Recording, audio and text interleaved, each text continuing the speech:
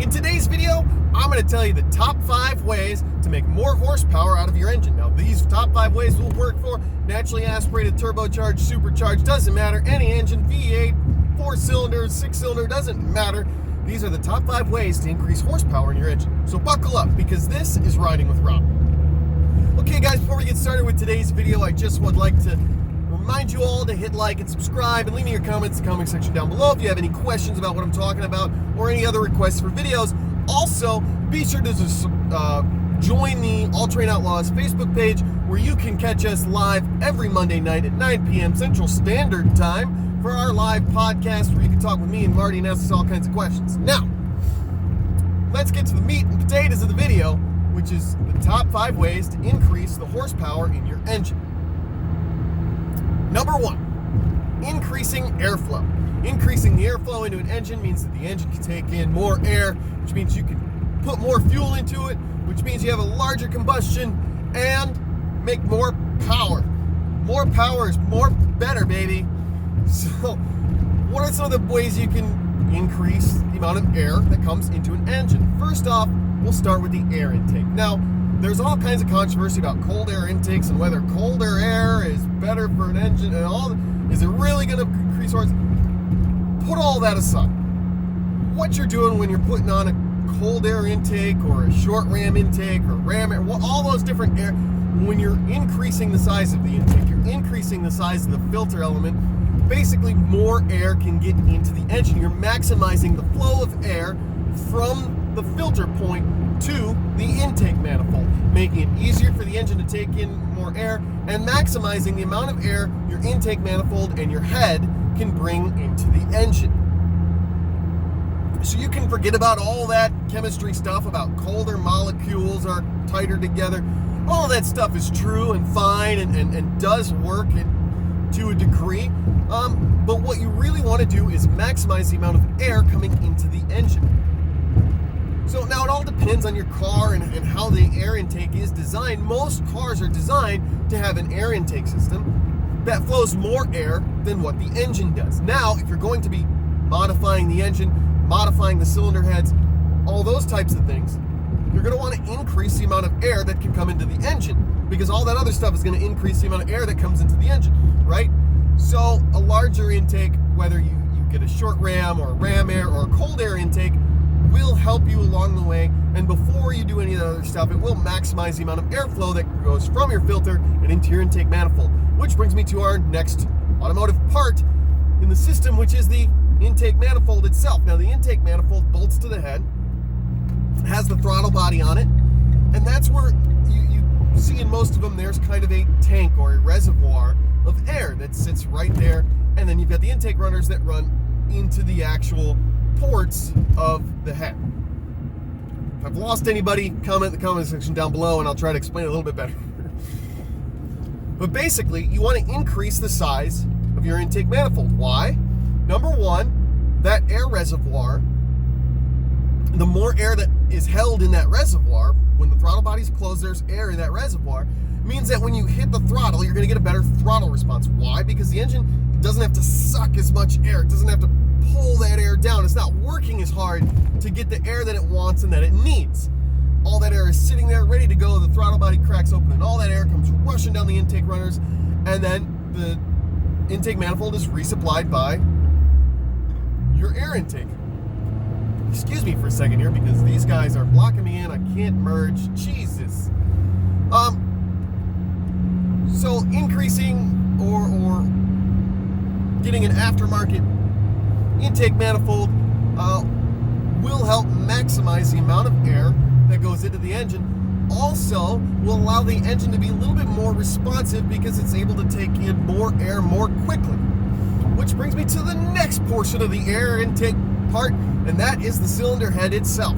Now, the cylinder head sits on top of the engine block, and that's what has all your valves and your intake ports, right? And your exhaust ports as well. It's all in the cylinder head. It's the top piece of the engine there. Now, in order for your engine to take in more air than what is stock, you have to modify your cylinder. Now, there's plenty of machine shops, and actually it's not as expensive as some people might think to modify your cylinder head, and there's several different things you can do to your cylinder head that will allow more air to come into the engine. So number one I want to talk about is a port job. Now, what the port job does is it increases the size of the ports. With those are larger, that means more air can flow through them and into the actual combustion chamber, meaning you get more air, more fuel, more power. And that's what it's all about. It's getting more power. Another portion of that whole system is the intake valve itself. By increasing the size of the intake valve, you're basically increasing the size of the door that's opening and closing and allowing air to flow into the engine. So, if you have an aftermarket intake manifold, you've ported the cylinder head, the intake ports are larger, now you've put in bigger valves, the door which lets all that air that all has to pass through, it's all larger, meaning you get more air into the engine. It's all getting air into the engine. And all of that means you can burn more fuel and get more power. The final portion of this is the camshaft. Now, usually when you send your head off to a machine shop to get a port and valves and stuff put in, it's best to go ahead and put in a new camshaft as well, along with the other valve train parts that are recommended by your machine shop. Probably valve springs, retainers, and stuff like that. But what the camshaft does is it opens and closes the valve, right? It's basically opening and closing the door. Now it goes down like this, but we're just going to do like a regular, think about it like a regular door, just as an analogy for easy understanding, okay? Basically, the camshaft pushes down on the valve, and that's basically how far the valve is going to open and how long that valve is going to stay open. By putting in a larger camshaft, or well, I guess the camshaft isn't necessarily larger, but by putting in an aftermarket camshaft, performance camshaft, the valves are going to be open longer and they're going to be open wider. So instead of your door opening and closing this much, now it's going to open and close this much and for a little bit longer. So you're just getting all kinds of air into that engine. So just to review the first point here, getting more airflow means increasing your intake size, your intake manifold size, your intake ports, your intake valves, your intake camshaft. All of that will increase the amount of air that goes into the engine and make more power. Now let's get to number two, which is the other portion of that, which is getting all of that air back out. That's right, we're talking about exhaust. Now, exhaust is something that when you modify it on most stock and standard cars, it will actually increase horsepower all by itself. And I'm talking about just the exhaust system. Obviously, doing all that stuff to your intake side, you're getting more air in, you're going to have to push that air back out. And so first thing we want to do is we want to maximize the flow of the exhaust, so that way it's very, very easy for the engine to push the exhaust out. And that means replacing the exhaust system. Now, there's a lot of different exhaust systems out there, and it depends on the car and the regulations of where you live. But basically, you want to put in a large exhaust system with very little restrictions, with smooth bends, what they call mandrel bends, so that way the exhaust can flow freely. And by doing that, it makes it very, very easy for the engine to push all the air out. That means there's less resistance on the engine. It can rev faster. You're going to make more power. Now, just like on our intake side of the things, getting a port job on the exhaust side will also increase the amount of oxygen that can flow out of your engine, right? So we're blowing air in, we're spraying fuel, it's going boom, but it's also got to get back out, and making it very easy for the engine to do so means that you're going to increase the horsepower of that engine.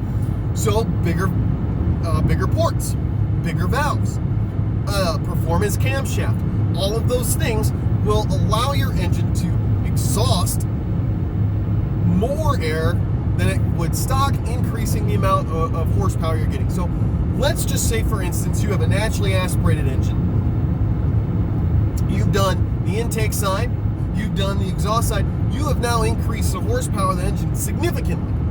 It'll be a significant gain. We're not talking the 1 or 2 horsepower you're going to see from your intake, your cold air intake, or the 5 to 10 horsepower you're going to see out of your exhaust system.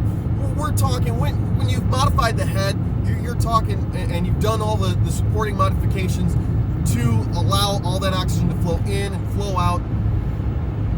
All of that, you're going to be talking, 50 to 75 horsepower depending on the size of the engine and all of that. Now, there's one thing I wanted to talk about that has to do with both the exhaust and the intake, and that is the actual piston size and the cylinder size.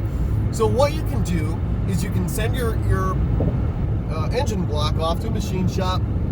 I wouldn't recommend doing it yourself. You can do it yourself. That's on you, bro. Don't blame me, that's on you. But I would recommend sending it to a machine shop, and they can increase the size of the cylinder, which means you can have a larger piston. Now, a larger piston, a larger cylinder means that it's going to draw more air in, it's going to push more air out, it's going to increase the amount of fuel and oxygen and everything else that engine can consume, which makes power. So we're basically increasing the size of the engine when we do this, right? So you're taking it from let's say it's a 2 liter, and we're going to bore it out, and now it's a 2.2 liter, which will make more power than a 2 liter will, because displacement makes more power because it flows more air. And when you flow more air, you can burn more fuel and you can make more power. All of these things. It's actually a pretty simple process, right? Anytime you want to modify an engine, what you're looking to do is increase the amount of flow in and out of the engine, airflow, so you can increase the amount of fuel that goes into the engine. The more fuel you can burn, the more power you can make. Which brings me to my next point, which is your fuel system. We got to increase the amount of fuel going in. So let's say we've done our intake, we've done our exhaust, we need to increase the fuel going into the engine. Now, all of these things are well and good. If you have a turbo and supercharged engine, we're getting to that next, so just be patient. But your fuel system, right? So like I said, you've done your intake, you've done your exhaust, you've done your head work, all that stuff. We need to get more fuel into the engine. So doing things like increasing the size of your injectors, putting in a high flow fuel filter, allowing as much fuel to flow from your pump through the filter and into the fuel rail where it's going through the larger injectors. Different fuel components that will help you increase the flow is an aftermarket adjustable fuel pressure regulator. You can actually adjust the amount of fuel pressure behind the fuel injectors, which will determine how much fuel actually they squirt out. Increasing the size of your fuel injectors, increasing the size of your fuel pump. Some systems even running 2 fuel pumps. To absolutely maximize the amount of fuel you can get into your engine and support all of the other modifications that you're making to your car. Which brings me to number 4. I was about to say number 3, it's number 4. So number 4 is forced induction. Forced induction consists of turbocharging, supercharging, or nitrous oxide. All 3 of these things do the same thing, and that is force air into the engine. So on most engines, what you call naturally aspirated, they bring air in by the piston moving down and the intake valves opening. And that's how air flows from your intake and into your engine. So when we can actually force air into the engine, we can increase the amount of air that goes into the engine exponentially, right? To the point at which the internal parts can handle. Just a little disclaimer there, right? So when you're working with turbochargers and superchargers, increasing the amount of boost, which is positive pressure on the engine, means that you're getting more air into the engine than the engine could suck in all by itself. It is the exact same thing with nitrous oxide. Most people think that nitrous oxide is some kind of special juice that just like psh, and power happens. Nitrous oxide is in fact oxygen and nitrogen mixed together in a bottle, because if you sprayed straight oxygen, like medical grade 100% oxygen, you're going to create a very volatile mixture. The nitrogen stabilizes the oxygen, so we're spraying oxygen into the engine. So not only is the engine, breathing air in, but also there's a little jet that's spraying more oxygen in as well. On a turbocharger or a supercharger, it's pushing air in. Now, a supercharger works off of a belt. The turbocharger works off exhaust, but basically you're spinning a compressor, and that's compressing air into the engine. Which is why they call it boost. It's a positive pressure. You're boosting the air. You're pressurizing the air, right? And so when you increase boost, when you pressurize that air even more, you're going to increase the amount of air in the engine, which means you can increase the amount of fuel in the engine, which means you're going to make more power. More air, more fuel, more power. It's how it works. It's just very plain and simple of how it works. Now, number 5 is the last one we're talking about here, and that is tuning an engine. Now, a lot of you guys may think, well, you know, my engine doesn't even have a computer. All engines can be tuned. All of them.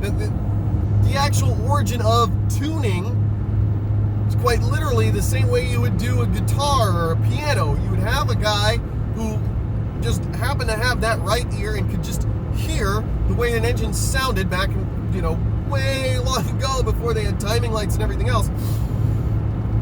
And he could adjust your carburetor and adjust your distributor just right to get the perfect sound out of the engine. Now, things have become a lot more complicated since then, where you actually have full-blown computer tuning. And while a lot of people will say that, oh, tuning doesn't do anything, those people are completely wrong, completely and totally misinformed. For most engines, when you're going to the computer and you're tuning using the computer, what you're doing is you're increasing the timing and you're increasing fuel flow, right? So you're telling the computer how long to leave open the fuel injectors. You're telling the computer at what point to fire the spark plugs. And by doing that, you're going to increase the horsepower. Some of you might be asking why. Well, first of all, timing. Well, actually, first of all, fuel, because we already talked about fuel. Increasing the amount of fuel flow and getting the fuel flow just right to the airflow that you're getting in means that you're going to make more power. The perfect air-fuel ratio is different for every engine, but what you would call stoichiometry, which is the geometrics or the algebra or the fucking calculus of putting oxygen and fuel together and igniting it, stoichiometry is 14.7 to 1 if you compensate for different pressures, like 15 to 1, and that's air to fuel. So it's 15 parts air to 1 part fuel, or 14.7 parts air to 1 part fuel, right?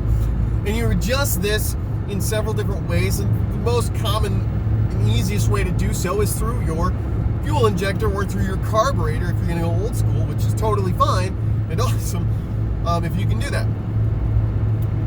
There's all sorts of gauges and things that help you do this: air fuel ratio gauge, narrow bands, wide bands, lambda, and all that different stuff. But going into being able to go into a computer, and a lot of guys, old school guys, like, oh, you just press a button on a computer and the engine just runs. Actually, it's actually pretty complicated. But when you increase the amount of fuel that goes in the engine, you're increasing. When you get that fuel to air mixture just right, depending on the turbocharger, depending on the intake setup, depending on all the different things, when you get that just right, the engine's going to make its maximum amount of horsepower.